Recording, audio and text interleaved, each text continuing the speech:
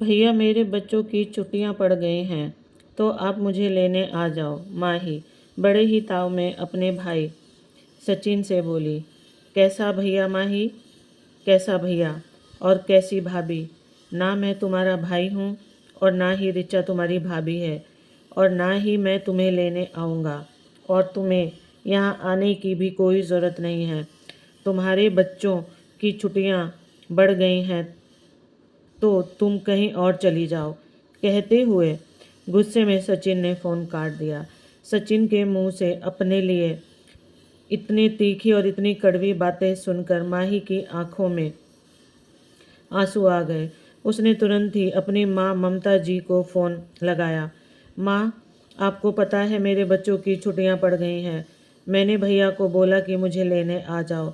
भैया ने साफ साफ मना कर दिया कि तुम्हें मेरे घर आने की कोई ज़रूरत नहीं है। अब बताओ माँ, वह मेरा घर नहीं है? क्या वह परिवार मेरा परिवार नहीं है? क्या भैया की हिम्मत कैसे हुई मुझे मना करने की? कहते हुए माँ ही रोने लगी। बेटी को रोता देख ममता जी को दुख तो हुआ, लेकिन फिर भी ममता जी ने खुद पर काबू रखते हुए बोली, माही सही तो कहा तेरे भाई ने, तुझे ज़रूरत क्या है यहाँ आने की? तू अपने घर की जिम्मेदारी देख माही।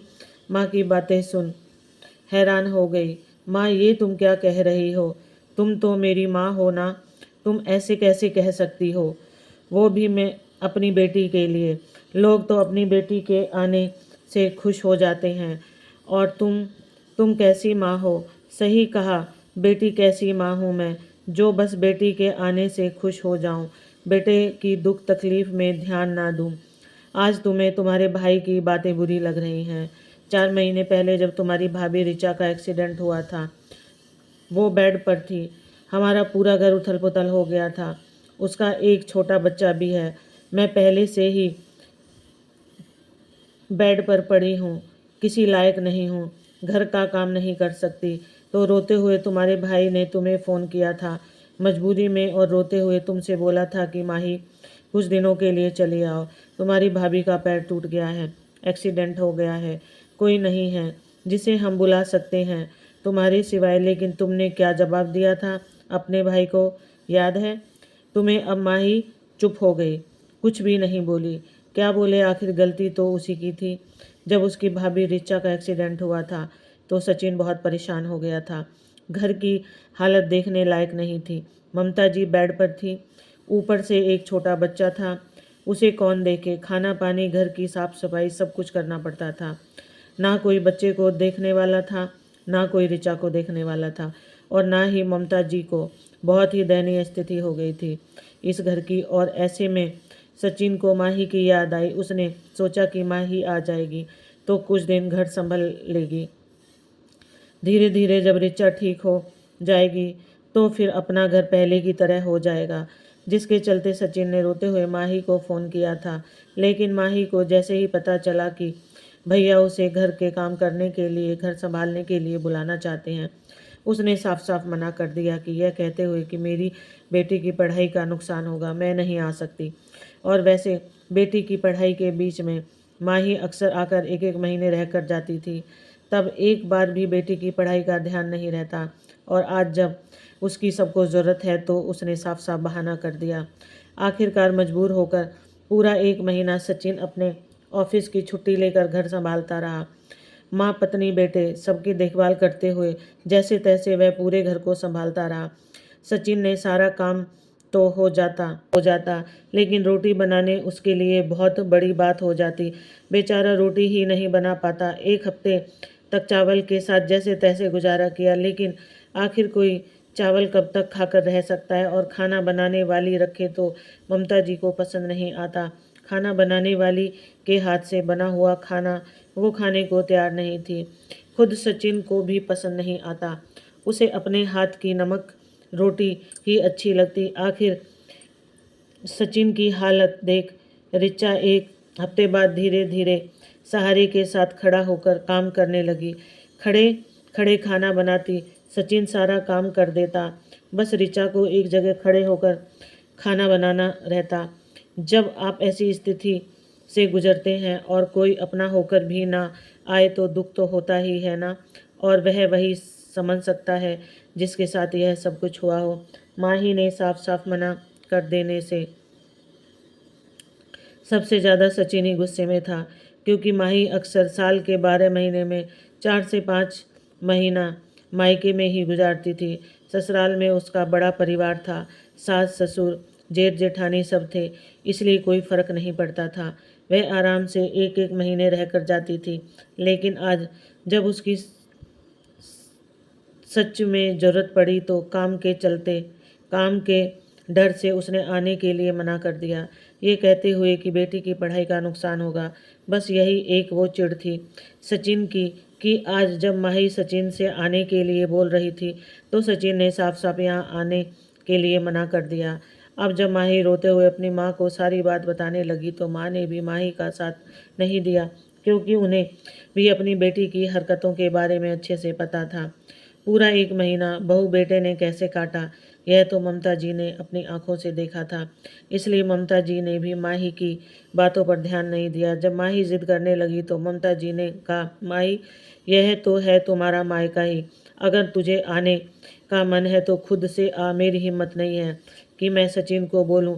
कहते हुए ममता जी ने भी फ़ोन काट दिया, क्योंकि बेटी को सबक सिखाना भी बहुत ज़रूरी था।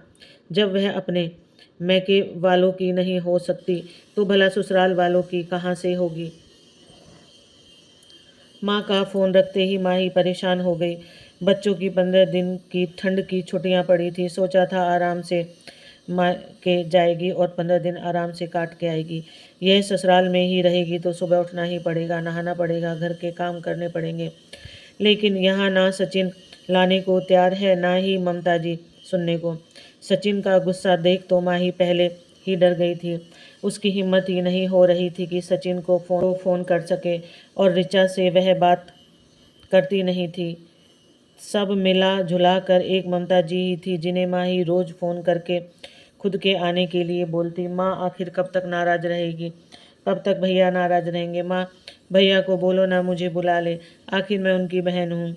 बेटी की बात सुन ममता जी कहती हैं, 15 दिन की ही तो छुट्टी है ना, दिक्कत क्या है, तुम आराम से रहो। अरे माँ आप समझते नहीं हैं ना, इतनी ठंड है, सुबह सुबह उठना पड़ता है, नहाना पड़ता है, घर के काम करने पड़ते हैं, कम से कम थोड़ा सा आराम मिले तो सही। माँ कहो ना भैया को, तुम कहोगी तो वह ज़रूर मान जाएंगे। नहीं बेटा मैं तो नहीं कहने वाली हूँ, तुझे कहना है तेरी गलती है, तू कह। और वैसे भी काम के डर से तो तुम मायके नहीं आ रही थी ना, तो अब रहो आराम से ससुराल में करो काम, मैं तो नहीं कहने वाली।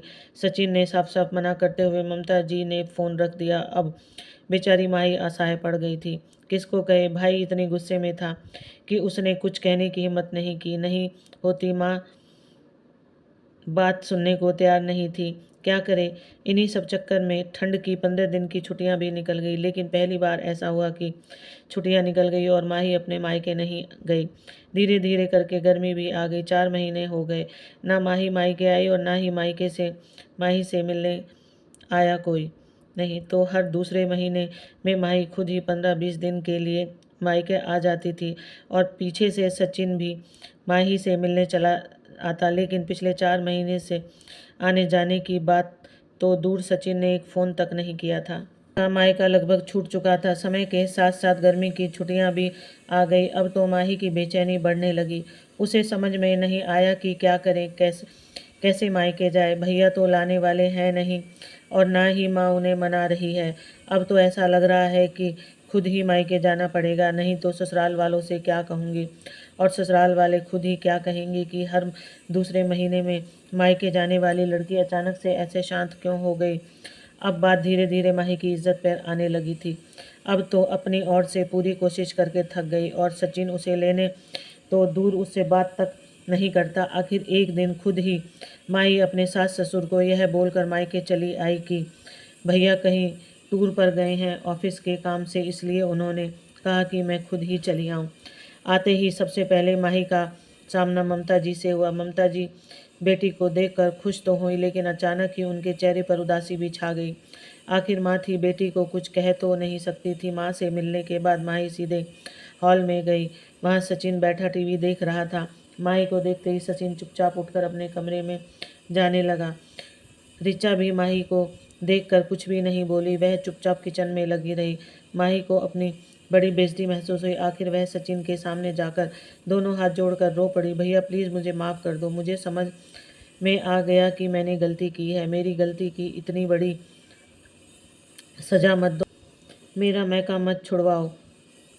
मैं अपने ससुराल वालों को क्या मुँह दिखाऊंगी कि इतनी जल्दी मेरा भैया छूट गया, वो भी मेरी गलती की वजह से। भैया मैं इतनी बेइज्जती नहीं बर्दाश्त कर सकती। मुझसे गलती हो गई है। मैं आपकी बहन हूँ, छोटी हूँ। आप मुझे जो चाहे सज़ा दे दीजिए, लेकिन मुझसे रिश्ता मत तोड़िए। भाभी भाभी आप तो समझाइए भैया को, कहते हुए माही ऋचा के पास जाकर बोली। भाभी मानती हूँ कि अपने ही काम आते हैं। जिस समय आप लोगों को मेरी ज़रूरत थी मैं नहीं आई, लेकिन इंसान ठोकर खाकर ही तो समझता है ना। मुझे मेरी गलती का एहसास हो गया। क्या आप मुझे माफ़ नहीं करेंगे? एक बार ऋचा ने गौर से माही को देखा। उसे देखकर ऐसा लग रहा था कि सच में माही को अपनी गलती का पछतावा है, लेकिन ऋचा ने कुछ भी नहीं कहा।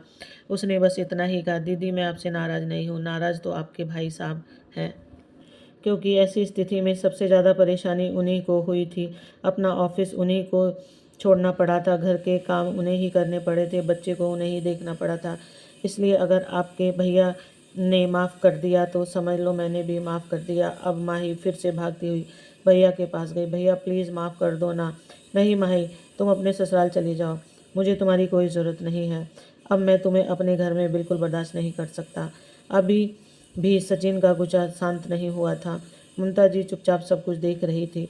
माही के लाख मनाने पर भी जब सचिन मानने को तैयार नहीं हुआ तो हार मान के रोते हुए माही अपने ससुराल जाने के लिए अपना बैग उठा लेती है।